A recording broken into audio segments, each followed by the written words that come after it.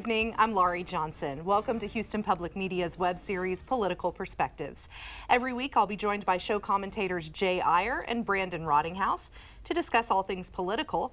Tonight, we'll continue the conversation from red, white, and blue about the 2016 New Hampshire primary. So let's get started, Jay and Brandon. I guess before we jump into New Hampshire, let's recap what happened in Iowa with the Iowa caucuses. Were we surprised by any of the results? No, I think last week Brandon and I had talked a little bit about it, where we expected, I think, Cruz to do well and exceed expectations, largely because it was really set up for him. You have about 60% of the vote that day was are self-described evangelical Christians. It's a much more conservative electorate. It's a process in the caucus that requires a lot of organization, a lot of resources, and Ted Cruz had done that. I think the two surprises, if there were, is that Trump really did hold on to a large chunk, right? He spent very little in the state, less than $3 million, certainly less than anyone else in the field, spent very little time, and still managed, I think, to do well with 25% of the vote. And Marco Rubio, who was polling, I think, around 15%, really exceeded expectations. And that's really what Iowa is about. It's an expectation game. There's an old saying in politics that there's 3 tickets out of Iowa, and in that sense, those are the 3. And so that's now what we look at New Hampshire, which is a really different environment. It's a primary, much higher voting. Even though they had record turnouts in the caucus, you only had about a 20% turnout of their eligible voters. In New Hampshire, we're looking at about 65, almost maybe 70% record turnout there. It's an open registration. You can kind of pick your party. So independents play a big role in New Hampshire. And it's a primary, so you don't have to wait 2 hours and caucus the way you do in Iowa. You get in there and you vote, and then you leave. So New Hampshire is a different animal, far less evangelical, and probably a big advantage for Trump in the Republican field there. Yeah, there's a saying in New Hampshire that Iowa picks corn, but New Hampshire picks presidents. Historically, that's typically true. Right. And I think it probably is meaningful here because Iowa's a very different place. We talked about this last week, and you talked about this just now. It's a much more white, much more evangelical than the rest of the country, and it's going to be a very different world for the candidates who end up there. And so Marco Rubio, I think, failed, but with momentum, and that's good for him. Trump, as you said, didn't spend much money or time there and ended up getting, it's number 2, and that's good enough for now, and that's going to give him at least enough of a second look for a lot of people to show that he's for real. The real concern was, will people show up for Trump? And the fact is the people did show up for Trump. It wasn't this kind of hollow shell of a thing, and so he really did make a difference there. Cruz worked his tail off and ended up winning. I mean, that's not surprising in a way, right. So you'd expect that this would be the way that it would go down, but New Hampshire's a different beast. But ultimately, Iowa's a very small fraction of what we're talking about here, right? You have, 40, 50 delegates out of the 1,200 that the Republican candidate would need to be able to win. You had a turnout of like 400,000 people, right, out of the 1.6 million people who are going to turn out in Iowa in the general. So this is a drop in the bucket in terms of what they're looking for.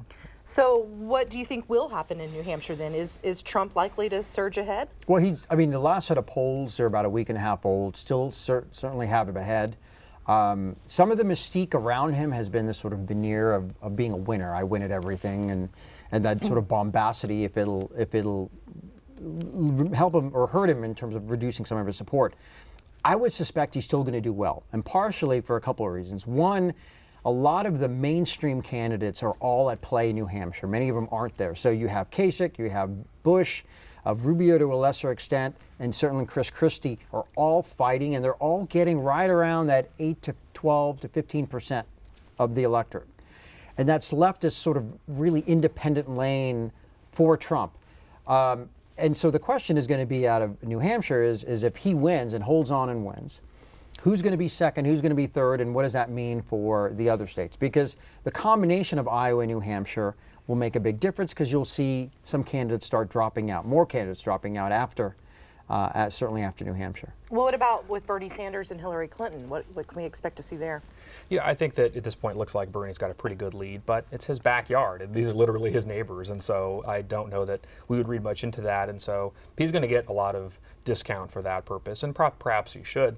The real question here is how close Hillary Clinton gets. I mean, if she can close the gap like she did in 2008 and really start to move in that direction, I think that people will start to think that there is, in fact, a much more likelihood that she's going to win, because at this point, it doesn't look like it.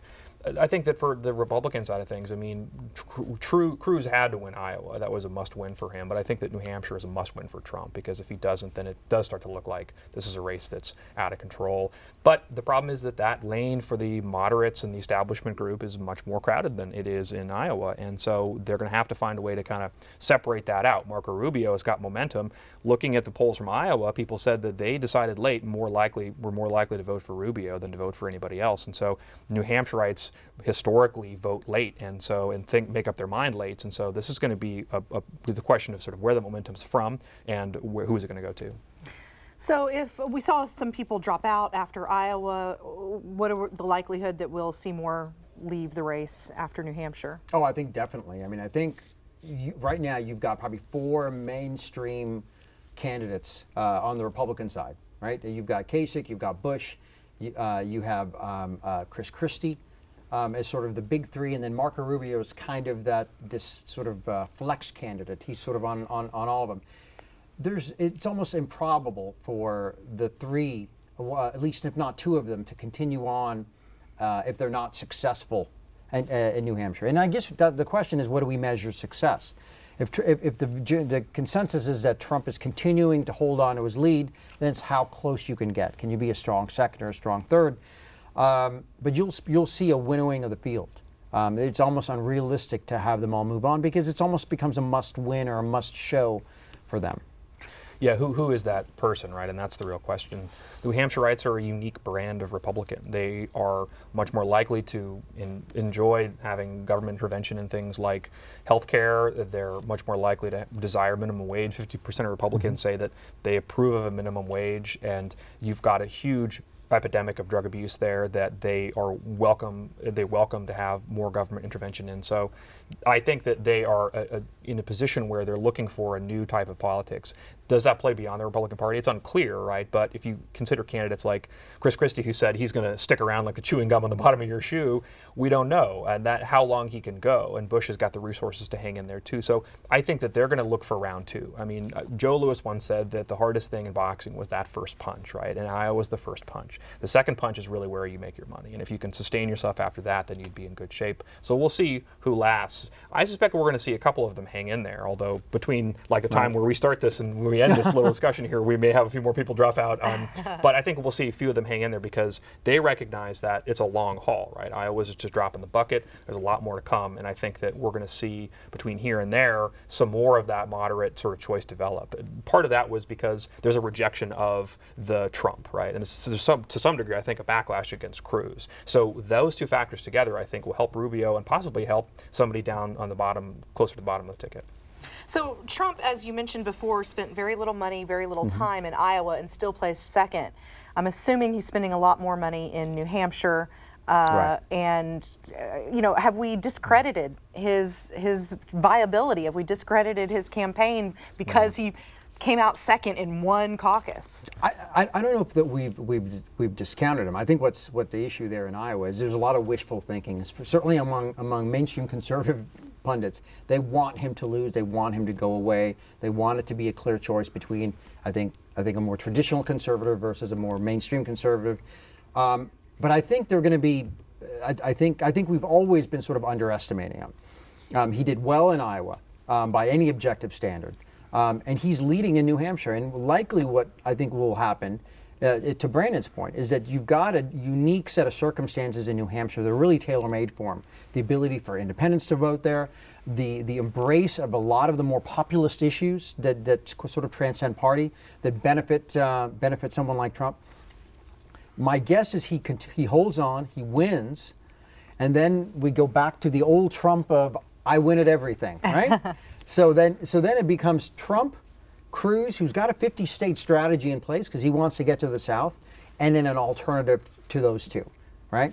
Either Rubio or Kasich or Bush or Christie, one of those guys is going to continue on. I think Bush has got a lot of resources, but you'll see that. So it'll be a 3-4 person race kind of moving out of New Hampshire. The New Hampshireites definitely love politics, and we talked about how invested they are in these outcomes, but the thing they love more than that is Tom Brady. And Tom Brady is in Trump's corner, and I think this means something. Trump is an expert at this kind of retail politics, and it's not a door-to-door kind of a thing for him. That's not the way his campaign is designed. So it's going to be a unique way that he would win that's not common. But he needs to do better at getting people on the ground. He acknowledged that his ground game in Iowa wasn't sufficient, and looking at the people who got contacted and the likelihood of their turnout, Ted Cruz had contact rates that were double that of Rubio, and that was double that of Trump. And so the fact that he wasn't really investing a lot of time into it, I think really to some degree shocked him to say that I have to actually put some attention towards this. So that he got as close as he did is pretty meaningful. So I think that we're going to see him investing in a strategic campaign. I think we're going to look at him to put some people in the right places, get some volunteers in there, and really do it right this time, because that is the way that you win New Hampshire. And yet, with as little as he invested, Cruz still barely eked out first place. It'll be interesting to see what happens in New Hampshire. Thank you so much, you guys. Appreciate you being here. And thank you for watching the program. Remember to log on to houstonpublicmedia.org/perspectives every Friday night at 8 p.m. following the 7:30 broadcast of Red, White, and Blue. Thanks so much for watching. See you again next week.